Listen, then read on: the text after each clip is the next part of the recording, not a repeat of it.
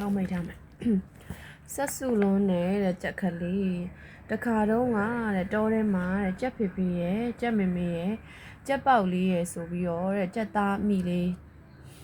မိသားစုလေးတစုရှိတဲ့ကွယ်ကြက်ပေါက်ကလေးကတော့တိတ်ကိုဆက်စုလုံးနဲ့အကောင်လေးဖြစ်တဲ့အတန်တစ်ခုခုကြားပြီဆိုတာနဲ့အရှိဆုံးကရောက်နေတာကကြက်ပေါက်လေးဖြစ်နေတော့ကြက်မေမေကဆက်စုလုံးနဲ့သူ့သားလေးကိုအမြဲစိတ်ပူနေရတာပေါ့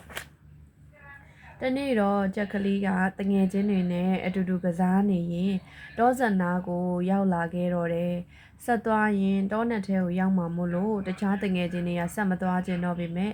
ဆက်စုလုံးတဲ့ကြက်ကလေးကတော့တောနက်ထဲကိုဆက်သွားဖို့စိတ်အားထက်သန်နေခဲ့တာပေါ့ကြက်ကလေးကတငယ်ချင်းတွေကိုမင်းတို့မသွားရင်လည်းနေခဲ့ကြငါတယောက်တည်းဆက်သွားမယ်ဆိုပြီးလေတံမမာကြီးနဲ့တောနက်ထဲကိုဆက်ဝင်သွားခဲ့တဲ့တငယ်ချင်းတွေက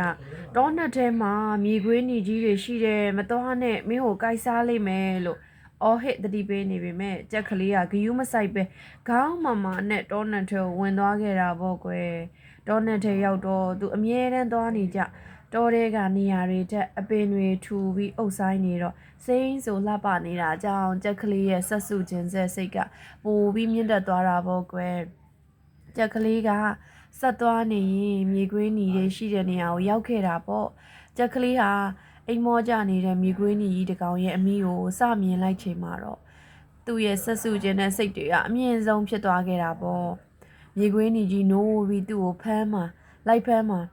ကြောက်နေပေမဲ့ဆက်စုခြင်းတဲ့စိတ်ကကြီးစိုးနေတော့ကြက်ကလေးဟာမြေခွေးညီကြီးနားကိုတဖြည်းဖြည်းနဲ့ချိကပ်သွားတာပေါ့ကွယ်မြေခွေးညီကြီးကိုမြင်တဲ့အခါသူတခါမှမတွေ့ဘူးတဲ့အသွင်ပြင်နေကြောင်းကြည့်မဝနိုင်ဖြစ်နေတဲ့အဲ့ဒါနဲ့သူဟာမြေခွေးညီကြီးကိုအနီးကပ်ကြည့်ကျင်စောနဲ့ရှေ့ကိုထတိုးကြည့်ဖို့ကြိုးစားလိုက်တော့တယ်မြေခွေးညီကြီးရဲ့ရှုံထက်နေတဲ့အသွားဆွဲတွေနဲ့လက်သေးအခြေတွေခန္ဓာကိုယ်ပေါ်ကအနီဆက်တွေအနက်ရောင်ဆက်ထားတဲ့အမွှေးတွေကြက်ကလေးတော့ကတော့ကြောက်စရာထက်စိတ်ဝင်စားစရာဖြစ်နေတော့တယ်ကြက်ကလေးကစိတ်ဆက်စုခြင်းနဲ့စိတ်နဲ့တဖြည်းဖြည်းရှေ့ကိုတိုးလာလိုက်တာမြေခွေးညီကြီးနဲ့နီးတဲ့နီးလာပြီဆိုတော့တတိမထားလိုက်မိဘူးပေါ့ကွယ်မြေခွေးညီကြီးကလည်းအိမ်မောကြနေတော့ကြက်ကလေးကိုတတိမထားမိဘူးပေါ့ဒီလိုနဲ့ကြက်ကလေးဟာမြေခွေးညီကြီးကိုပတ်ချလဲစိတ်တိုင်းကြကြည့်ပြီလှည့်ပြန်မဲ့လှုပ်တဲ့အချိန်မှာမြေခွေးညီကြီးကကြက်ကလေးရဲ့အနံကိုရသွားပြီးတော့ဆက်ခနဲ့နိုးလာတဲ့ကြက်ကလေးကအရန်ကြောက်သွားခဲ့ပြီးအမြန်ထွက်ပြေးဖို့ကြိုးစားတာပေါ့ကွယ်ကြက်ကလေးကအကောင်သေးသေးလေးဖြစ်နေတာကြောင့်မြေခွေးညီကြီးကသူ့ကိုအလွယ်တကူနဲ့ဖမ်းလို့မမိဘူးလေကြက်ကလေးကလည်းကြောက်လန့်တကြားနဲ့အနီးဆုံးမှာရှိတဲ့ပိန်းတော်ကြီးတဲကိုအမြန်ဝင်ပြေးသွားလိုက်တော့တယ်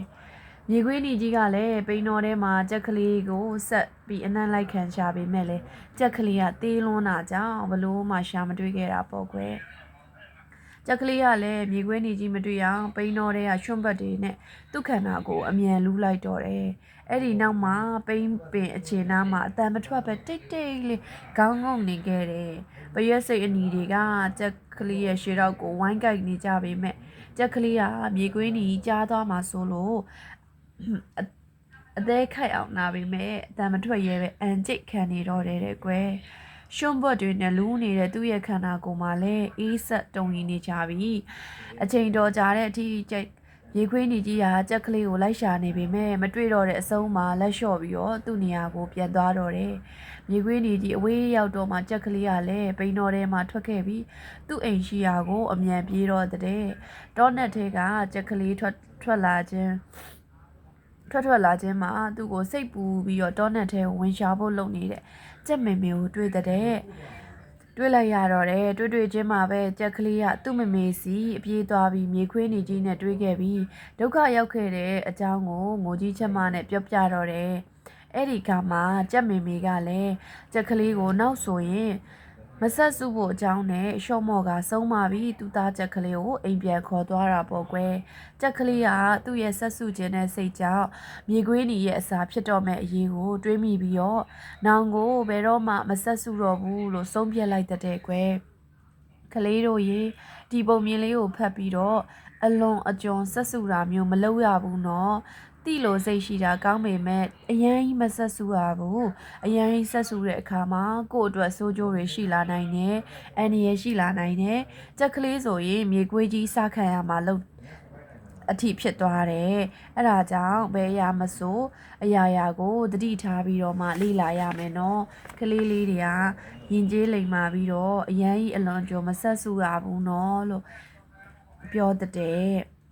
ဒီပုံမြင်လေးရတော့ဒါပါပဲကွယ်ဒီနေ့ကတော့မပူဘူးအိပ်ပါတော့မယ် good night ပါ